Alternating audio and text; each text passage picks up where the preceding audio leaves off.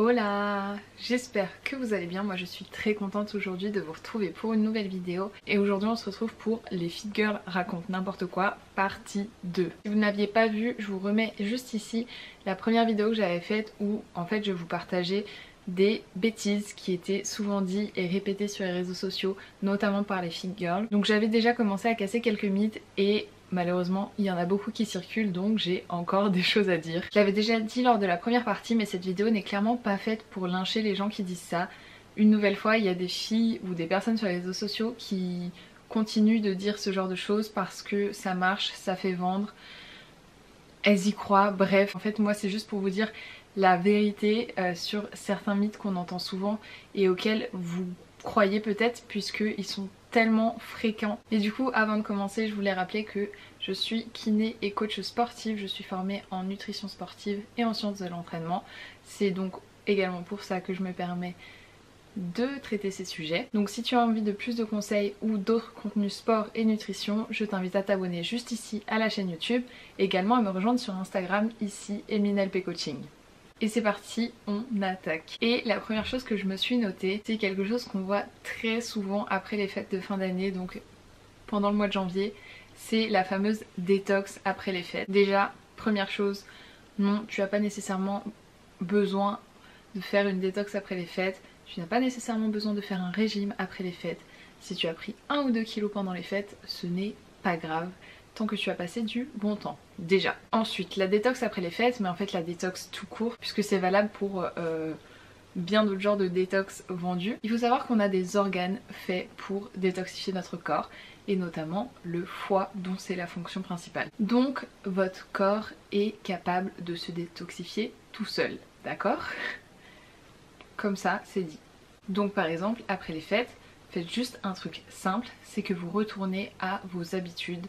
Donc retrouvez votre alimentation de tous les jours, retrouvez vos habitudes, bougez un petit peu et si effectivement vous vous sentez un peu plus lourd qu'habituellement ou avec des problèmes pour digérer, bah simplement consommez des aliments que vous savez que vous digérez bien.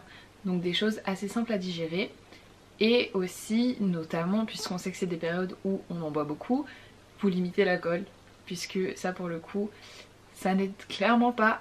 Mais voilà, retrouvez juste une alimentation et un mode de vie sain, équilibré, sans excès et votre corps fera le reste. Et c'est pareil pour les quelques petits kilos qui peuvent être pris pendant les fêtes. Si vous retournez à vos habitudes, si vous retournez à votre routine sportive et à votre routine alimentaire, ils vont disparaître ces petits kilos pris pendant les vacances. Donc pas d'inquiétude.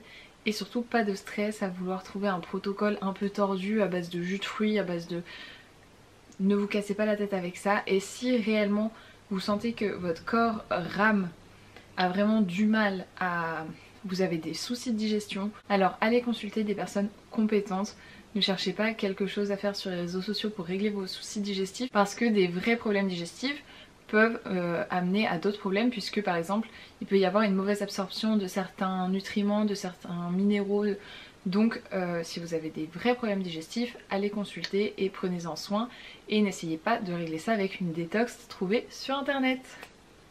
Et pour mon deuxième petit point, ça va clairement avec la détox dont on parle souvent sur les réseaux sociaux. Et j'imagine que vous l'avez déjà en tête, c'est le fameux verre d'eau avec du citron à jeun le matin. Alors souvent oui effectivement on en parle pour détoxifier ou on en parle également pour aider à perdre du poids. Donc si c'est pour détoxifier, clairement on se reporte à tout ce que j'ai dit avant et on s'est dit c'est pas nécessaire. Et sinon si vous faites ça simplement pour perdre du poids ou des choses comme ça, pareil, ne faites pas ça, c'est pas ça qui va vous faire perdre du poids.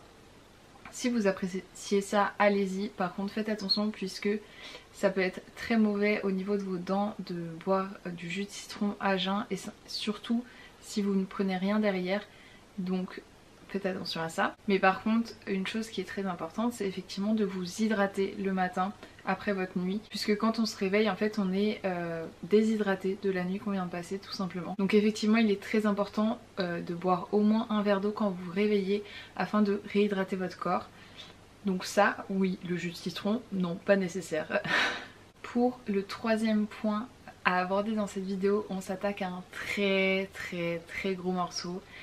Et Dieu sait que c'est des choses qui sont souvent dit sur les réseaux puisque beaucoup de monde essaye de casser ce mythe, mais c'est franchement pas évident puisque c'est tellement ancré.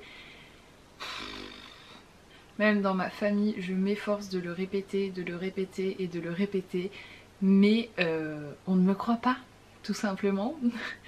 Parce que effectivement c'est une croyance qui est vraiment ancrée en fait, tellement ça a été répété.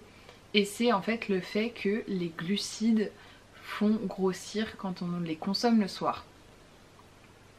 Pourquoi les gens pensent ça, je ne sais pas. Les gens disent souvent que en fait on n'a pas besoin de manger des glucides pour aller se coucher. Ils ont peur que du coup ces glucides ne soient pas utilisés et qu'ils soient donc stockés en gras. Bah du coup c'est faux. Tout simplement. C'est faux. Sachez que le sommeil est très important. J'imagine que vous le savez. Il se passe des choses vraiment très importantes dans notre corps lorsqu'on dort, au niveau de notre cerveau également. Et il faut savoir que le cerveau fonctionne quasiment exclusivement grâce aux glucides. Donc c'est essentiel de consommer assez de glucides pour le bon fonctionnement de votre cerveau et le bon fonctionnement de votre corps. Si c'est la nuit que votre cerveau fonctionne, mémorise ce que vous avez appris dans la journée, fait plein de processus de ce type, il a besoin de glucides, entre autres, mais votre corps aussi. Donc non, c'est totalement faux le fait que nous n'ayons pas besoin de glucides avant de dormir. Mais aussi, il faut savoir un truc, on va revenir à la balance énergétique dont on a parlé dans la première vidéo de ce type. C'est que en fait, pour maintenir votre poids, il y a un total calorique, d'accord? Si vous consommez tel total calorique, alors vous allez maintenir votre poids. Si vous consommez moins de calories, vous allez perdre du poids. Si vous consommez plus de calories, vous allez prendre du poids. Simple, basique. Et donc, dans ces calories, il faut savoir que 1 g de glucides, ça fait 4 calories. Donc pourquoi 1 g de glucides à 13 h ferait 4 calories et 1 g de glucides à 22 h en ferait 20? Quelqu'un me suit? Pourquoi les glucides vous feraient plus de mal dans votre perte ou prise ou maintien de poids le soir que le midi? Il n'y a aucune raison scientifique. Il n'y a pas de raison en fait, tout simplement. Donc non, vos glucides consommés le soir ne seront pas plus stockés. Non, vos glucides consommés le soir ne vous feront pas plus grossir. Et il faut savoir également qu'il est même plutôt recommandé de manger des glucides le soir, puisque certains glucides aident à l'endormissement, mais aident aussi à la construction musculaire, à la régénération musculaire, bref. Ils sont essentiels pour certains processus, une nouvelle fois je vous le redis. Et j'aimerais également vous parler d'une vidéo qu'Antoine Fonbonne a fait très récemment sur ce mythe, où il a vraiment tout très bien expliqué. Et je vous la mets juste ici, du coup je vous conseille d'aller la voir. Je vous mets également le lien en description si c'est quelque chose auquel vous croyez ou auquel vous comprenez pas trop pourquoi. Bref, allez la voir, elle est vraiment hyper intéressante et très complète. Et ensuite, pour le dernier point que je souhaitais évoquer aujourd'hui avec vous, c'est toutes les techniques pour éliminer la cellulite. Donc souvent on voit par exemple certaines séances de sport spéciales anti-cellulite, des choses comme ça. Et déjà je vais dire un truc, c'est que il faut savoir que la cellulite est une chose normale que une très grande partie des femmes ont, puisque c'est comme ça, c'est génétique, c'est inscrit chez nous. Et oui, on a de la cellulite, non, ce n'est pas moche, c'est simplement quelque chose qui est malheureusement trop de fois caché et retouché et considéré comme pas normal, alors que quand on regarde la population, c'est juste la normalité d'avoir de la cellulite. Donc non, déjà ce n'est pas moche, non, vous ne devez pas nécessairement l'éliminer.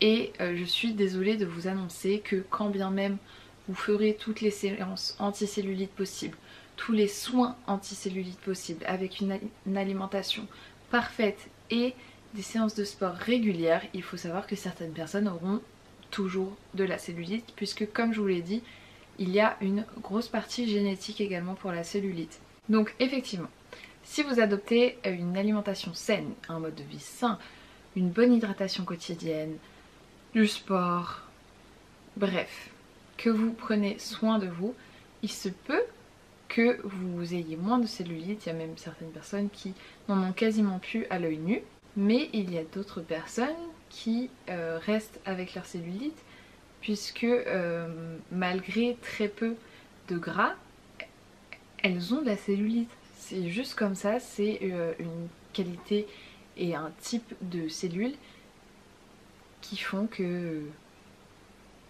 c'est comme ça. Et vous ne pourrez clairement pas y faire grand chose. Alors je dis pas non plus que c'est cause perdue et que si c'est quelque chose qui vous dérange vraiment chez vous, je vous recommande effectivement d'appliquer tous les conseils de type boire beaucoup, avoir une alimentation saine, faire du sport, bouger, etc. Mais il faut pas non plus s'acharner et vous pourrir la vie avec ce type de choses, puisqu'il y a certaines personnes qui ne pourront vraiment rien y faire et c'est ok. Il faut aussi savoir se défixer, enfin se concentrer sur autre chose en fait que ce genre de choses. Ce n'est pas un défaut, c'est une nouvelle fois normal et heureusement qu'on commence enfin à en voir, que ce soit dans des magazines, que ce soit sur Instagram, que ce soit sur des modèles pour des maillots de bain. Enfin ça fait du bien en fait de juste voir des vrais corps et de voir que non, vous n'êtes pas la seule à avoir de la cellulite sur les cuisses, sur les fesses, bref. Voilà, j'espère en tout cas que j'aurai été claire dans cette vidéo, que j'aurais pu vous faire des petits rappels et éventuellement aussi vous apprendre des choses, vous faire réfléchir sur certains sujets. Je n'ai pas tout développé clairement, mais si vous avez des questions, n'hésitez pas à me dire dans les commentaires si vous avez besoin que je développe certains points. Également, si vous aussi vous pensez à des mythes qu'on voit souvent sur les réseaux sociaux, n'hésitez pas à me les partager et à les mettre en commentaire pour vous aussi juste casser ces idées reçues. En tout cas, j'espère que cette vidéo vous aura plu, que vous aurez pu apprendre quelque chose. Si c'est le cas, n'oubliez pas de me mettre un petit like. Moi, ça me fait toujours plaisir de pouvoir partager ce genre de choses avec vous et d'essayer de faire tout simplement avancer les choses. En tout cas, je vous souhaite une très bonne journée et je vous dis à la semaine prochaine.